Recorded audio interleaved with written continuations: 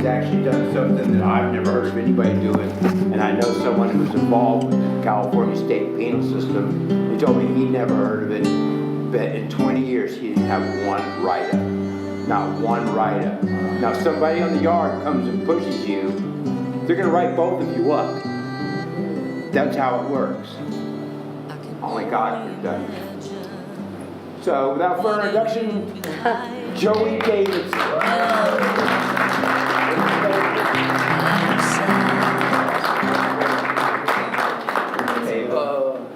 So as Alan shared, I came out from Los Angeles, California, moved out to Charlotte, and I noticed some very strange things about North Carolina English. I had a friend I first met, and he says, "Hey, Joe, I'm going out to wash the car." And I'm like, "Wash the car?" And I noticed very quickly that in North Carolina English, there's an excessive amount of R's that really don't need to be there. And it always puzzled me, like, how did all these extra R's end up in North Carolina? And then I came to Massachusetts.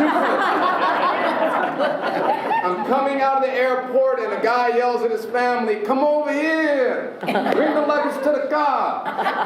I'm like, "The car?" And that's when I realized a grave injustice is taking place. The commandments of God are clear: "Thou shalt not steal," and North Carolina has stolen all the R's from Massachusetts. So please pray that the folk of North Carolina will give back the R's to Massachusetts. Because life on the East Coast can then return back to normal.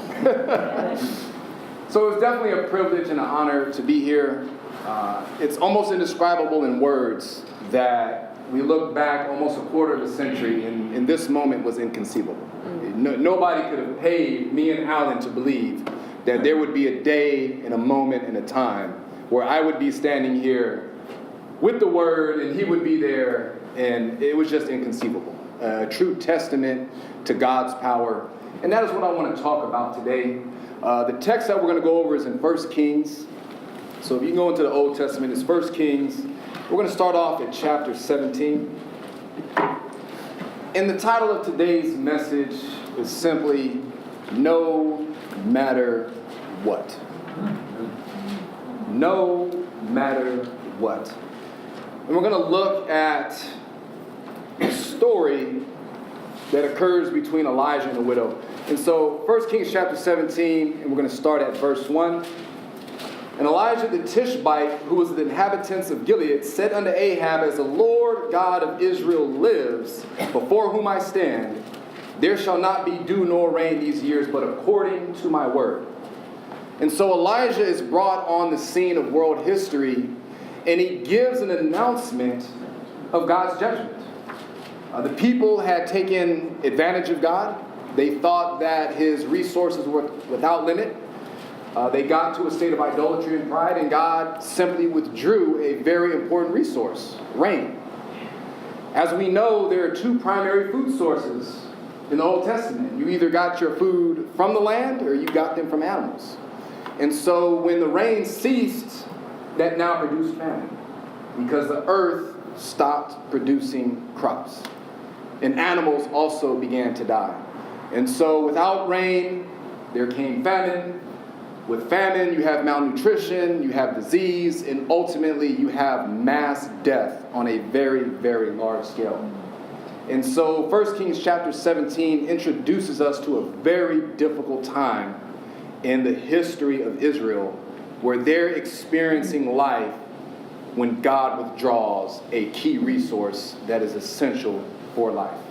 So let us continue reading verse 2. "And the word of the Lord came unto him, saying, Get thee hence and turn thee eastward, and hide thyself by the brook Cherith, that is before Jordan. And it shall be that thou shalt drink of the brook, and I have commanded the ravens to feed thee there. So he went and did according to the word of the Lord. For he went and dealt by the brook Cherith, that is before Jordan.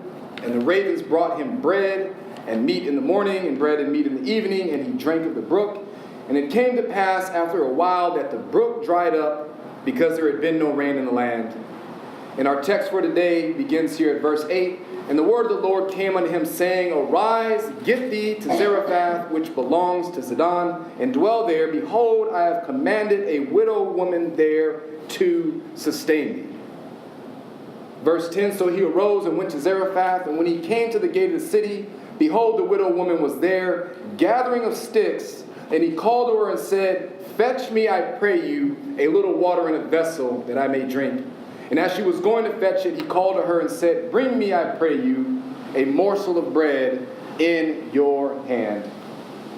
And we will focus here on verse 12. And she says, As the Lord your God lives. As the Lord your God lives, I have not a cake, but a handful of meal in a barrel, and a little oil in a cruse, which was a jar. And behold, I am gathering 2 sticks, that I may go in and dress it for me and my son, that we may eat it and do what? Die. And so let's look very quickly at the perspective of the woman when she encountered Elijah. It was not as if this was 10 days earlier when she still had a pantry that could sustain her for a couple more days. She had actually gotten to the very bottom of all of the food resources she had left. There was no more neighbors that she could go to and borrow some bread and some food. There was no stores that you could go to and get food. There was no food produced from the earth. There was nothing. And so imagine, I brought here just as a visual object so you could see what she was dealing with here. Imagine what it was like to get to this point in life where this was the last resource you had for food for you and your child. What would you have thought if you were in that situation? What other option would be conceivable in your mind if you are on the brink of starvation and you don't even have the opportunity to find any other food for you and your family to eat? This is it. This is all God has left you to sustain your life. We would have thought the same exact thing. We would have thought that this is the last meal, and that there is no other option awaiting us but death. And so she leaves that day and she goes out and she says, well, I'm just looking for 2 sticks. And this is what I'm going to use to cook the very last meal that I have, and then we are going to die. What we see from this story is a very interesting facet of life. That there will be times when your circumstances will lead you to believe that there is no other option possible because there's simply not enough resources to go any further. This facet of life is seen in a very interesting story. In North Carolina, there was a young woman by the name of Shani White. She was 14 years old when she was impregnated by a grown man. And at the time, she lived in one of the poorest neighborhoods in all the state of North Carolina. By the time she hit 6 months in her pregnancy, the child only weighs 1 pound inside of her body. The doctors tell her, you need to abort this child. Because if this child comes and it's born, it's surely either going to die or it's going to live a life of extreme suffering and deformity. She had a grandmother who prayed, and she told her one thing. She said, if the child can take breath, it has to be born. There's no other option. And so the 14-year-old takes the advice of her grandmother. The child is born. By the time the child is born, the baby's father is already in prison beginning a 4-year term. Economically, she does not have what is needed to take care of this child. When the child is born, its kidneys are leaking. Its face is deformed because the jaw was not set properly. The child had a cleft lip and a cleft palate. There was 2 cysts on the umbilical cord. And from the moment that the child was born, She named him Zamir White. His health began to decline immediately. Imagine having the baby in front of you, grossly disfigured, internal organs damaged. It begins to immediately lose weight. It eventually gained about 6 pounds prior to birth, but then immediately starts losing weight after birth. And the doctors say maybe the child can survive 10 days. Maybe. But death is certain. Just by looking at that circumstance, what other conceivable option was there of what the future held for that child? Certainly, that was the end. Certainly, there was nothing else left for the future of what could be possible for this child. Interesting how life sometimes puts us in circumstances where seemingly there is no way out. Let us look back again at chapter 17. And she said, as the Lord thy God lives, I have not a cake, but a handful of meal in a barrel, and a little oil in a cruse. And behold, I am gathering 2 sticks, that I may go and dress it for me and my son, that we may eat of it and we may die. What's interesting here, just by looking at what she had, was there any conceivable way she could have ever thought that with this, God would command her to be a sustainer of life? It's absolutely unthinkable. There is no conceivable way by looking at what she had that God would call her, of all people, to be someone who would sustain somebody else's life when she did not even have the capacity to sustain her own life and that of her child.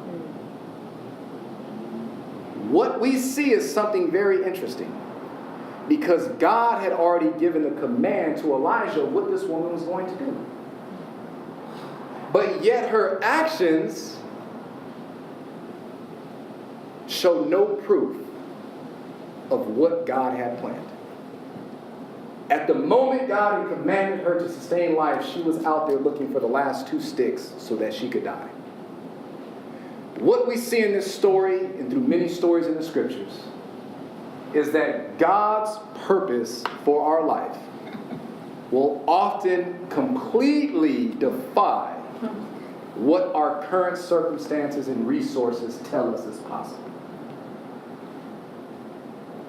God has a way in his power and glory of utterly defying our expectations. Ephesians 3:20 says that God is so powerful that he can actually do exceedingly abundantly above all that we can even ask or think. So if I took the totality of this man's prayers life, and I took the totality of everything he even thought was possible for his life, God is going to do exceedingly abundantly above everything this man can even think or pray, because God does not think like we think. God will exceed what we think is possible. I learned this firsthand when I was sentenced to life in prison. That was it. There was no other conceivable hope that I could ever have a life outside of incarceration. And yet God was so powerful that as I went through life thinking that that was the end, looking for my 2 sticks, God's purpose so far exceeded anything that I could even think or even pray for. Because it wasn't even conceivable for me to pray in a cell 10 years ago, Lord, let me have the opportunity to go to Massachusetts. You know, as a matter of fact, not only let me go to Massachusetts, Lord, give me an opportunity to share the word with the people that I'll meet there. It wasn't even in my conception. It wasn't even my framework of thinking that that was even possible. So there's no way I could have even prayed for it. And yet God accomplished it. And so we ask ourselves, why this woman? The word tells us, specifically Jesus, that there was hungry people all throughout the nation of Israel. People starving, people on the verge of death. And yet, God sends Elijah to a widow who lived in a Gentile nation, who was a non-Israelite. And the answer was simple: because of her faith. Notice what she tells Elijah. She says, as the Lord your God does what? Lives. Imagine what would have been like to be there when you are surrounded by death. And not just any death, we're talking about painful, slow death that is just spreading throughout your entire society. You yourself are on the verge of death, but you have the capacity to utter out of your mouth that God is still alive. God's not dead, he's surely alive. Faith. A faith that will let God be God in spite of what we're going through. I mean, you talk about a bad life. I mean, living at this time was just bad. We're talking about tough times. Starvation is no easy task. But in this situation, she knew that God was still alive, in spite of what she was experiencing. Faith, the ability to believe God, that he is alive, that he is the self-existent one, that he is the all-powerful one, in spite of what our resources or our experiences may tell us. God is still God. And this is important because, go to 1 Peter chapter 1, verse 7, very, very famous verse.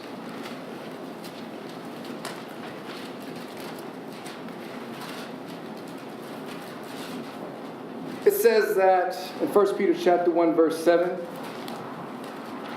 that the trial of your faith,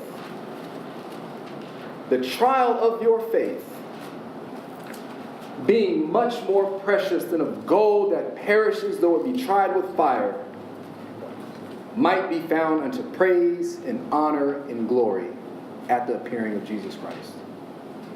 Now I brought with me a gold chain because when we look at gold, it holds a high level of value for human civilization. In fact, modern civilization would not exist had it not been for this one commodity, because this was used as the basis for currency and money for many years. It was a stepping stone that allowed us to get to where we're at today, gold. The value of a commodity is based on its rarity. How rare is this? The rarer something is, the more it increases in value. The quality of it determines its value and its usefulness. From God's vantage point, God sees faith as the most important commodity that exists on planet Earth. Amen. One, because it is rare. Genuine, unadulterated faith is rare. The quality of faith makes it valuable. Because when we say we have faith, we're saying we trust in God plus what? Nothing. We believe in God plus nothing equals faith. God says that the usefulness of faith far exceeds any other commodity you could get your hands on, because it is used for every single circumstance we ever encounter in life. Amen. And it is so precious that God says it has to be tried. See, this looks like gold. It shines like gold. It feels like gold. But this has alloys mixed in with it. There's copper in this. There's brass. But if we were to subject this to enough heat, what's going to happen to the copper, the brass, and all the impurities that exist with the gold? It's going to be separated. bringing the gold down back to its purest base. What happens to faith? Faith has the ability to have impurities mixed in with it. We have the capacity to take our faith and mix it in with other alloys. It can look like faith, it can feel like faith, but whoa, when you subject it to the heat, things start rising up like, man, didn't know that was mixed in it. I heard a minister once say that he has to drive the best car, has to wear the best suits, has to live in the best home, because he's God's child and God wants the best for him. Pretty simple logic. Looks like gold, feels like gold. But what's wrong with that? We've taken faith and we've mixed it in with something else. So what does God oftentimes have to do? He has to regulate some of those resources we have. Resources. God has to start taking away certain resources in order to purify the faith, in order to take away self-reliance, in order to take away greed and a desire for excessive luxury. God has to lift the impurity off of the faith so that it is pure, so that it's us trusting Him plus nothing. As Alan said, it was actually a mix-up in paperwork that got me out of prison. Prior to that mix-up in paperwork, my case had been heard before the California Supreme Court. They deemed that it was constitutional for them to incarcerate me until death. When that happened, it hit me to my core. Because like this woman, I understood that there was nothing else after this. And there are no easy deaths in prison. You either die by disease or violence, but when you go out, it's not a happy way to go into eternity. And it broke me. I cried. And I said, Lord, I thought there could be so much more out of my life. I really thought that we were headed somewhere. I thought there could be more. And yet, we're at the end. And in my mind, I said, I might as well just gather the last 2 sticks. It's going to be what it's going to be. And I remember at that very point, something happened in my faith. And I realized I now have to believe in God, not because of anything He's going to do for me, not because of any blessing I want Him to bestow on my life. I have to believe in Him just because He's God plus nothing. Do you know I walked out of prison 4 months later? Yeah. Wow. When I walked from my cell out the gate, there was men on the side that were just looking, just like dumbfounded. My case was public. Everybody had read the court case. And they were utterly dumbfounded. How was it even possible that I had my property and I was walking out the gate? And I told them, I didn't have time to really talk. I just said, it was all God. There's nothing I could have done. But the question is, why? Why does God purify faith like this? God subjected this woman and her faith into that fire, that crucible. Think about this. There was a time in this widow's life when she had food in abundance. She had enough food to have Thanksgiving meals for all the family. But there came a day when all the rain stopped. You know what happened to her faith the moment that the rain stopped? Open up the furnace, put the faith inside. When the rain stopped, the food stopped growing, the food supply kept getting shorter and shorter. What was happening to the heat in that furnace? It just continued to increase. 10 days left of food. Let's heat this thing up a little bit more. 9 days of food. We're going to heat it up just a little bit more. 5 days of food left. Let's look in here and see, does she think if I'm still alive? Let's see if she still believes that there is a God with 5 days of food left until you starve to death. 4 days, 3 days, 2 days, all the way to 1 day. Think of this. God could have sent Elijah 10 days earlier. Wouldn't you have rather preferred for God to send Elijah maybe 10 days earlier? How about, matter of fact, God could have sent him a month earlier. Matter of fact, God could have sent Elijah that morning before she even went to go for the sticks outside to cook the last meal. God not only waited till the last day when she just had a handful of flour and a little bit of oil, he waited till she walked out the house to go grab the sticks to make the last meal and prepare to die. Why would God even allow a woman to go through that type of mental suffering, being subjected to trials and adversity that difficult, of being on the verge of death, before God intervened? Because it was only at the very last moment, when faith had been in that furnace, and she was at the very end with no other options, no other opportunities, that now God is able to see a faith that will believe in him no matter what. No matter what. When that baby began to lose weight, Zamir White, as the organs were failing, as the doctors waited for the child to die, we would think, why would God subject any family to that experience?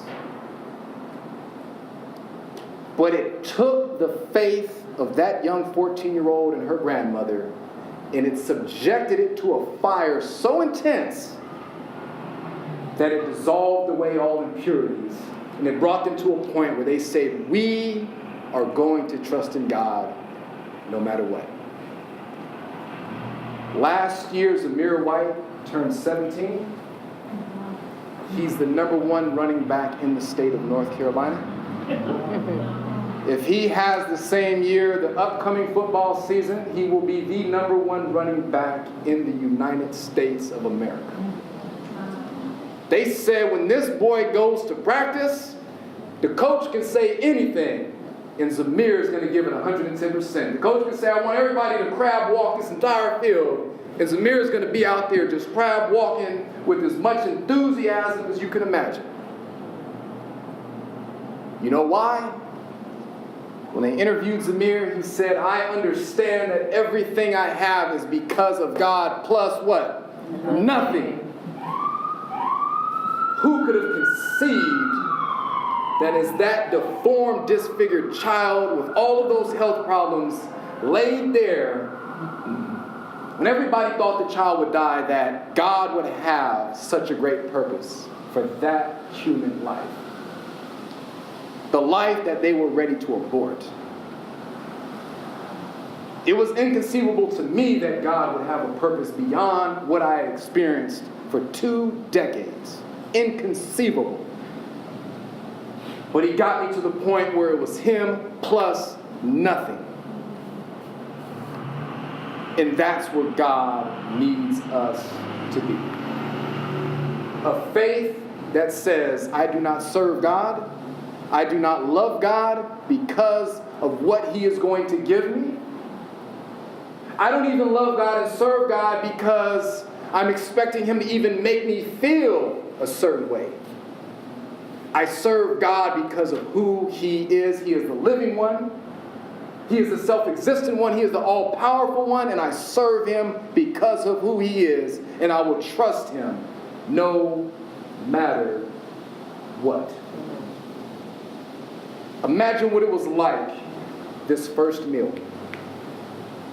Imagine when she goes back into the house and she pours this out and then looks back and sees that nothing's missing. Talk about a meal worthy of Thanksgiving. To get to that place where she finds out that God had it all under control the entire time. When she had 10 days of food left, God had it under control.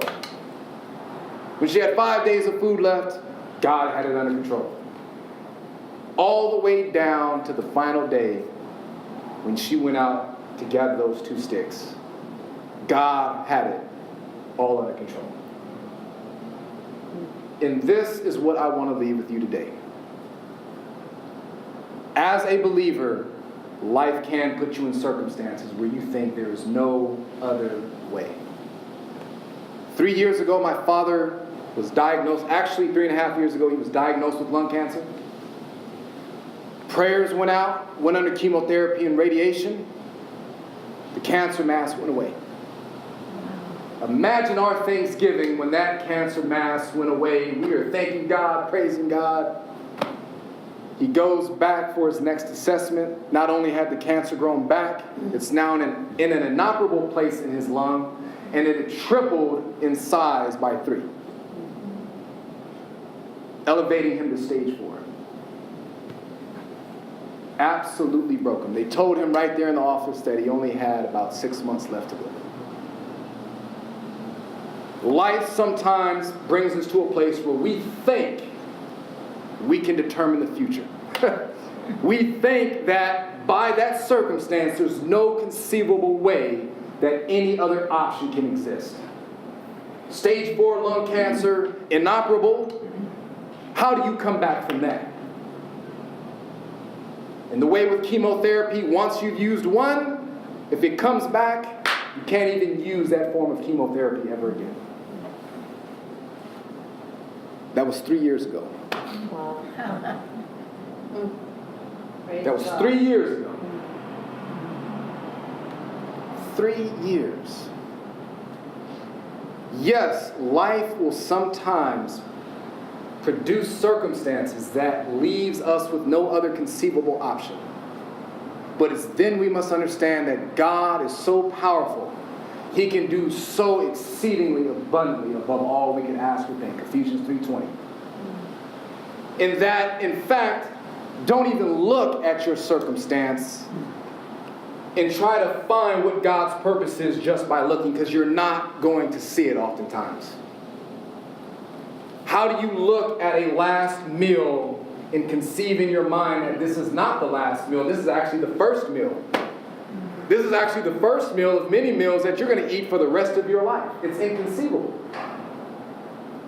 Sometimes we cannot even look to our circumstances to point to us what God's purpose actually is. Because everybody who's tried to do it in my life, through those 20 years of incarceration, got it wrong. Because they never imagined that God would deliver me and bring me here. Faith is the essential thing. And just like that gold chain, faith sometimes looks like faith. It shines like faith, feels like faith, but sometimes there's things mixed in that we just don't realize. And God has to subject our faith to that fiery furnace to lift up the impurities and all the things we mix with it. And sometimes He does it by removing our resources, because resources change us.